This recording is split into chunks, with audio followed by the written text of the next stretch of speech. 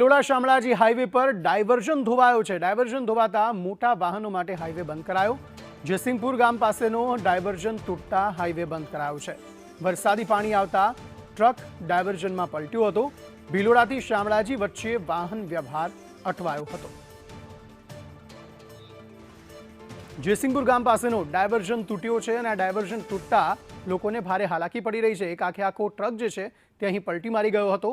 વાહન વ્યવહાર અહીંયા પૂર્વવત કરવા માટે આ ટ્રકને અહીંથી હટાવવાની કામગીરી શરૂ કરવામાં આવી હતી। ડાયવર્ઝન વધારે વરસાદને કારણે વધારે પાણી આવવાના કારણે ધોવાયો હતો, જેના કારણે મોટા વાહનો માટે આ હાઈવે બંધ કરાયો હતો।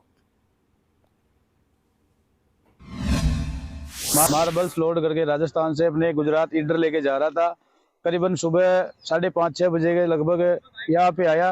जो ये डाइवर्जन है जयसिंहपुरा से पहले शामलाजी ईडर वाले रोड पे, तो एक मेरे आगे 10 चक्का गाड़ी चल रही थी, वो निकल गई। उसके पीछे मैं भी निकाल रहा था, तो ये डाइवर्जन पे गाड़ी पानी अधिक होने की वजह से मेरा गाड़ी बैठ गया। पूरा बैठने की वजह से मार्बल्स था ऊपर ब्लॉक थे, वो पानी के अंदर गिर गए। पूरा माल पानी में है। मेरा गाड़ी अभी भी